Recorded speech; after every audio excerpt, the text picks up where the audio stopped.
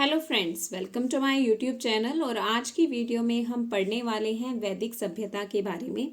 इससे पहले हमने पाषाण काल, ताम्र पाषाण काल और सिंधु घाटी सभ्यता को डिटेल में डिस्कस कर लिया है। आज से स्टार्ट होगी वैदिक सभ्यता। वैदिक सभ्यता जिसे आर्यों ने स्थापित किया था। वैदिक सभ्यता के काल विभाजन की बात की जाए, यानी कि टाइम पीरियड की बात की जाए, तो वैदिक सभ्यता का टाइम पीरियड रहेगा 1500 से लेकर 600 ईसा पूर्व तक। ठीक है, 1500 से लेकर 600 ईसा पूर्व तक का टाइम किसका रहेगा? वैदिक सभ्यता का रहेगा। 1750 या 1700 बीसी के अराउंड जो है सिंधु घाटी सभ्यता का विनाश हो गया था। और इसके बाद यानी कि इन 200 सालों में 1700 से लेकर 1500 तक के टाइम पीरियड में हमें ऐसी कोई जानकारी नहीं मिलती भी कि किस तरह की सभ्यता वहाँ निवास करती होगी, कि कोई सभ्यता थी भी या नहीं थी। हाँ, जो इम्पॉर्टेंट हमें मिल रहा है वो है वैदिक सभ्यता, जो 1500 ईसा पूर्व से स्टार्ट होगी और 600 ईसा पूर्व तक रहेगी। वैदिक सभ्यता को दो कालखंडों में विभाजित किया गया है, पूर्व वैदिक काल और उत्तर वैदिक काल। पूर्व वैदिक काल को ऋग वैदिक काल भी कहा जाता है, क्योंकि वैदिक काल में चारों वेदों की रचना की गई थी, जिसमें ऋग्वेद, सामवेद, यजुर्वेद और अथर्ववेद थे। तो जिस काल में ऋग्वेद की रचना की गई उसे ऋग्वैदिक काल कहा जाता है, या इसे पूर्व वैदिक काल भी कहा जाता है। इसका टाइम पीरियड रहेगा 1500 से लेकर 1000 ईसा पूर्व।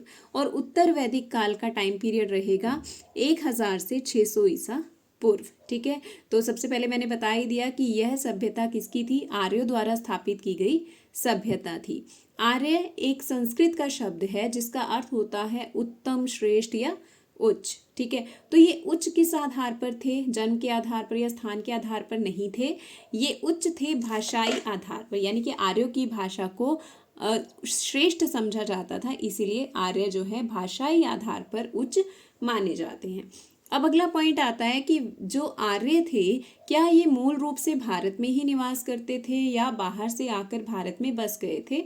तो इस बारे में अलग अलग विचारकों के अलग अलग मत हैं। ठीक है, तो कुछ इंपॉर्टेंट जो विचारक हैं वो यहाँ पर मैंने मेंशन किए हैं, जिनसे रिगार्डिंग आपसे एग्जाम में क्वेश्चन पूछे जाते हैं। तो सबसे पहला पॉइंट आता है गंगानाथ झा, S.C. दास और डॉक्टर संपूर्णानंद। ये तीन विचारक हैं जो क्या मानते थे कि आर्य जो है वो मूल रूप से भारत के निवासी थे। ठीक है, वे मूल रूप से भारत के निवासी थे। इसमें से गंगानाथ झा कहते थे कि उनका मानना था कि ब्रह्मऋषि प्रदेश, जो कि बर्मा, थाईलैंड और म्यांमार का क्षेत्र है, उस क्षेत्र से ये उत्तर पश्चिम क्षेत्र की ओर आए थे। ठीक है, यानी कि गंगानाथ झा के अकॉर्डिंग ऐसा था। और डॉक्टर संपूर्णानंद ने इसे सप्त सिंधु प्रदेश के निवासी कहा है, जो कि उत्तर पश्चिम भारत का क्षेत्र है। ठीक है, सप्त सिंधु 7 नदियां। ठीक है, वो हम अगली वीडियो में पढ़ेंगे कि कौन कौन सी नदियां इस क्षेत्र में मानी जाती हैं। उसके बाद जो सर्वमान्य यानी कि मोस्टली जो एक्सेप्टेड जो प्लेस है वो है मैक्स मूलर के अकॉर्डिंग, जो कि है मध्य एशिया का सिद्धांत।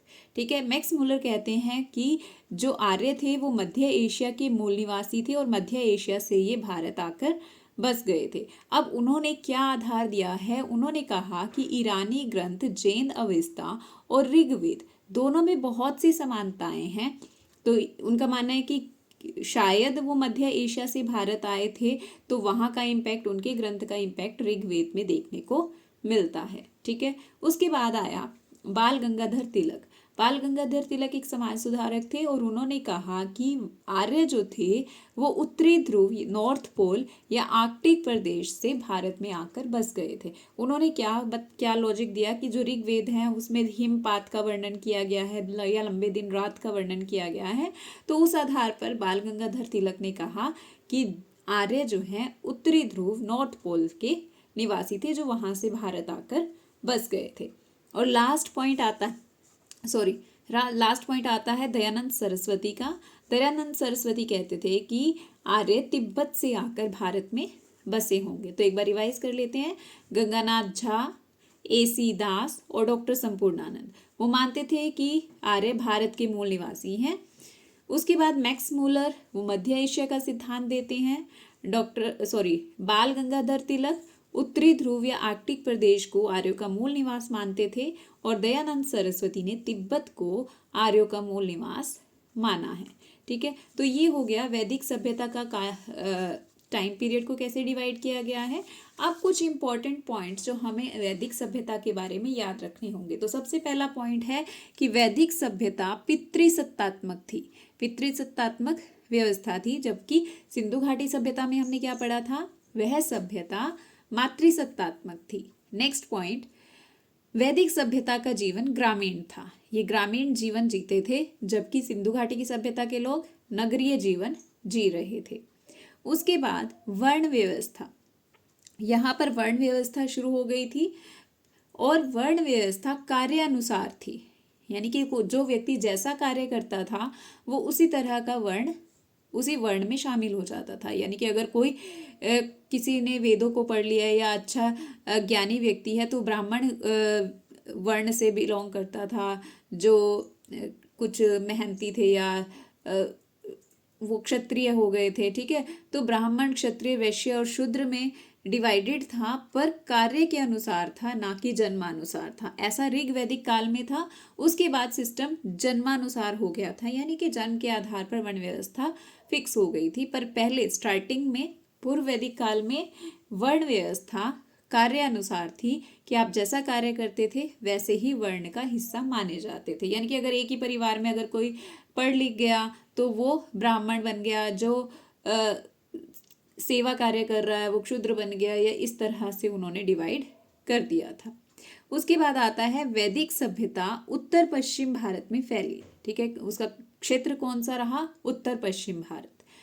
अब यहाँ पर धातु की बात की गई है। इससे पहले सिंधु घाटी सभ्यता में कांसे की खोज हुई थी, तो आर्य द्वारा खोजी गई नई धातु का नाम था लोहा। इससे पहले लोग लोहे से परिचित नहीं थे, पर आर्यों ने लोहे को खोज निकाला था। इस काल में चारों वेदों की रचना हुई, जिनमें थे ऋग्वेद, यजुर्वेद, सामवेद और अथर्ववेद। सभी वेद जो हैं वैदिक संस्कृत में लिखे गए थे, जो कि लौकिक संस्कृत से कुछ अलग थी। यानी कि उस समय की भाषा भी संस्कृत थी, पर वैदिक संस्कृत और लौकिक संस्कृत में कुछ डिफरेंस था। तो अगर पूछा जाए कि वेद किस भाषा में लिखे गए हैं तो वैदिक संस्कृत, कई बार वैदिक संस्कृत नहीं होता, सिंपल संस्कृत ऑप्शन में होगा तो संस्कृत। वेद को श्रुति भी कहते थे, जिसका अर्थ है सुना हुआ। यानी कि वेदों को उस टाइम पर ट्रांसफर कैसे किया गया, लिखा नहीं गया, उसे बोलकर ट्रांसफर किया गया। यानी कि ऋषि जो थे वो अपने शिष्यों को उसको बोलकर सुनाते थे, और जो शिष्य थे उसे सुनकर कंठस्थ किया करते थे। तो इसीलिए वेद को श्रुति भी कहते हैं, जिसका अर्थ है सुना हुआ। अब जब वेदों की रचना हो गई, वेदों की रचना और संकलन करता डिफरेंट है, ठीक है। माना जाता है कि वेदों की रचना तो देवताओं ने की थी, ठीक है। तो वेदों की संकलन करता अगर कहा जाए तो महर्षि वेदव्यास माने जाते हैं, ठीक है। अब हम अपनी अगली वीडियो में पढ़ेंगे कि ऋग्वेदिक काल की क्या विशेषताएं थी, और उसके बाद उत्तर वैदिक काल को डिटेल में पढ़ेंगे, ठीक है। So till then have a nice day, thank you.